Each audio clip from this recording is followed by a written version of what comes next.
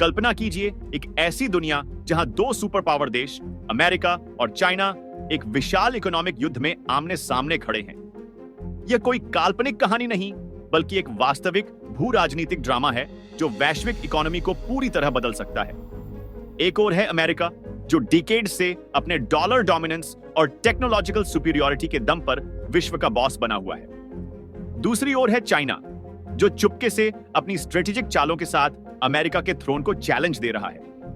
इस युद्ध का नवीनतम टारगेट है अमेरिका की आइकॉनिक एरोस्पेस कंपनी बोइंग, जो अब संकट के काले बादलों में घिरी हुई है।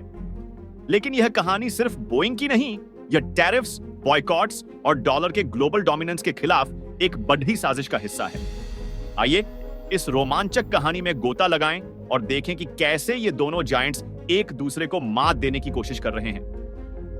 Trump tariff. जब डोनाल्ड ट्रंप ने 2018 में चाइना के गुड्स पर भारी टैरिफ्स लगाए, तो उनका मकसद था चाइना की इकोनॉमी को कमजोर करना। प्लान यह था कि 25% तक के टैरिफ्स से चाइनीज एक्सपोर्ट्स को नुकसान होगा और चाइना को झुककर बातचीत करनी पड़ेगी। लेकिन चाइना ने वैसा नहीं किया जैसा ट्रंप ने सोचा था।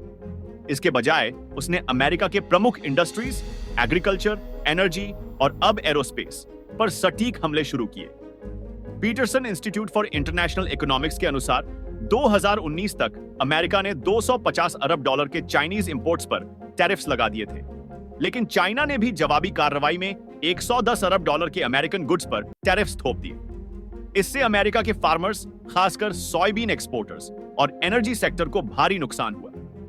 लेकिन असली गेम चेंजर तब आया जब चाइना ने बोइंग को अपना निशाना बनाया, एक ऐसी कंपनी जो अमेरिका के इंडस्ट्रियल प्राइड का प्रतीक है।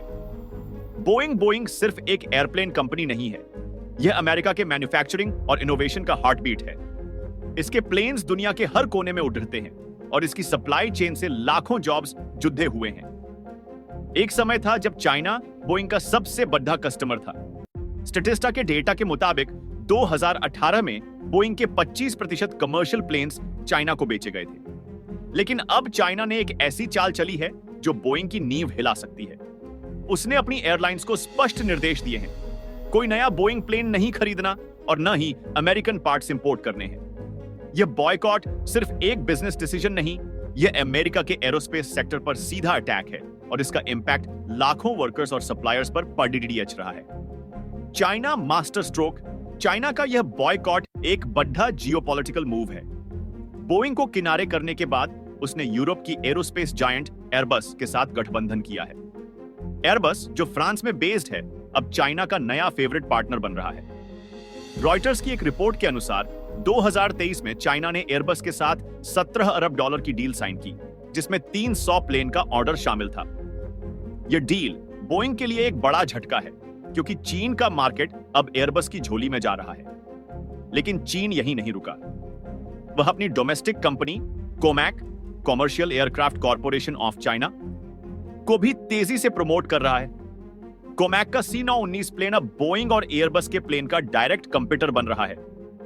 चाइना का लॉन्ग टर्म गोल है अपनी एरोस्पेस इंडस्ट्री को सेल्फ सफिशिएंट बनाना, ताकि भविष्य में उसे किसी फॉरेन कंपनी की जरूरत न पड़ती। Tariff of America. ट्रंप के टैरिफ्स का असर सिर्फ चाइना पर नहीं, बल्कि अमेरिका के अपने इंडस्ट्रीज पर भी पड़ीडीएच रहा है। बोइंग का 787 ड्रीमलाइनर, जो दुनिया के सबसे एडवांस्ड प्लेन्स में से एक है, इसकी सप्लाई चेन ग्लोबल है। इसके 60% पार्ट्स जापान, इटली और ब्रिटेन जैसे देशों से आते हैं। लेकिन टैरिफ्स की वजह से इन पार्ट्स पर 10 से 15% एक्स्ट्रा टैक्स लग रहा है, जिससे एक ड्रीमलाइनर की कॉस्ट में $9 मिलियन का इजाफा हो रहा है। ऊपर से चाइना के बॉयकॉट ने डिमांड को और कम कर दिया है। ब्लूमबर्ग के अनुसार बोइंग के पास 9000 प्लेन्स के ऑर्डर्स पेंडिंग हैं। लेकिन अगर चाइना इन्हें कैंसिल करता है तो कंपनी को बिलियंस में लॉस होगा। ये प्लेन्स अभी सिएटल और चाइना के फैक्ट्रीज में खरीदे हैं, लेकिन उनके बायर्स नहीं हैं। Dollar global order. चाइना का सबसे बड़ा स्ट्रेटेजिक मूव है डॉलर को साइड लाइन करना। परंपरागत रूप से ग्लोबल ट्रेड डॉलर में होता है, लेकिन चाइना अब यूरोप के साथ ट्रेड युएन और यूरो में कर रहा है। यह डॉलर के ग्लोबल डोमिनेंस के लिए एक डायरेक्ट चैलेंज है। इंटरनेशनल मॉनेटरी फंड IMF के डेटा के अनुसार 2024 तक डॉलर का share global foreign exchange reserves में 58% तक गिर चुका है, जो एक दशक पहले 71% था। अगर चाइना और यूरोप के बीच ट्रेड डॉलर के बिना होता है तो यह अमेरिका की इकोनॉमिक पावर के लिए एक बड़ा खतरा है। डॉलर का गिरना सिर्फ करेंसी की बात नहीं, यह अमेरिका की ग्लोबल सुपर पावर स्टेटस को भी हिला सकता है। चाइना का एयरबस के साथ अलायंस सिर्फ एक बिजनेस डील नहीं बल्कि एक जियोपॉलिटिकल स्ट्रेटजी है। यूरोप, जो परंपरागत रूप से अमेरिका का एलाई रहा है, अब चाइना के साथ क्लोजर काम कर रहा है। चाइना का मकसद है यूरोप को अपने पक्ष में लाकर अमेरिका को आइसोलेट करना। यूरोपियन यूनियन के ट्रेड डेटा के अनुसार 2023 में चाइना ईयू ट्रेड 800 अरब डॉलर तक पहुंच गया, जो अमेरिका के साथ ट्रेड से ज्यादा था। अगर अमेरिका यूरोप पर भी टैरिफ्स लगाता है तो यूरोपियन इंडस्ट्रीज को बड़ा नुकसान होगा और यह चाइना के लिए एक और मौका होगा। चाइना इस तरह यूरोप को एक ऑल्टरनेटिव इकोनॉमिक पाथ दिखा रहा है जो अमेरिका के इन्फ्लुएंस से मुक्त हो। बोइंग का संकट सिर्फ कंपनी तक सीमित नहीं है, यह संकट अमेरिका के मिडवेस्ट के छोटे शहरों तक पहुंच चुका है, जहां बोइंग के फैक्ट्रीज और सप्लायर्स हैं। ये वर्कर्स जो कभी स्टेबल जॉब्स और अच्छी सैलरी एंजॉय करते थे, अब अनएम्प्लॉयमेंट और फाइनेंशियल इनसिक्योरिटी से जूझ रहे हैं। ब्यूरो ऑफ लेबर स्टैटिस्टिक्स के अनुसार 2024 में एरोस्पेस सेक्टर में 50,000 जॉब्स का लॉस हुआ है और अगर बोइंग के ऑर्डर्स और कैंसिल होते हैं तो यह संख्या बढ़ सकती है। ये कम्युनिटीज जो अमेरिका के मैन्युफैक्चरिंग का दिल मानी जाती थीं, अब साइलेंस और अनसर्टेनिटी में डूबी है। चाइना की स्ट्रैटेजी सिर्फ बोइंग तक नहीं रुकी, उसने अमेरिका के एग्रीकल्चर और एनर्जी सेक्टर्स को भी टारगेट किया है। 2018 में चाइना ने अमेरिकन सोयाबीन्स पर टैरिफ्स लगाए, जिससे यूएस फार्मर्स को 12 अरब डॉलर का नुकसान हुआ। फिर नेचुरल गैस एलएनजी एक्सपोर्ट्स को निशाना बनाया, जो अमेरिका के एनर्जी सेक्टर का बड़ा हिस्सा है। ब्लूमबर्ग की एक रिपोर्ट के अनुसार 2023 में चाइना ने अमेरिकन एलएनजी इंपोर्ट्स को 50% तक कम कर दिया। अब एरोस्पेस सेक्टर के साथ चाइना अमेरिका के कोर इंडस्ट्रीज को सिस्टमैटिकली कमजोर कर रहा है। यह एक ट्रेड वॉर नहीं बल्कि एक इकोनॉमिक स्ट्रैंगुलेशन है। एक समय था जब बोइंग अमेरिका के इनोवेशन और इंडस्ट्रियल माइट का सिंबल था। आज कंपनी के स्टॉक्स 30% गिर चुके हैं और डिलीवरी डिलेज की वजह से एयरलाइंस नाराज हैं। इन्वेस्टर्स भी नर्वस हैं क्योंकि बोइंग का फ्यूचर अनसर्टन दिखता है।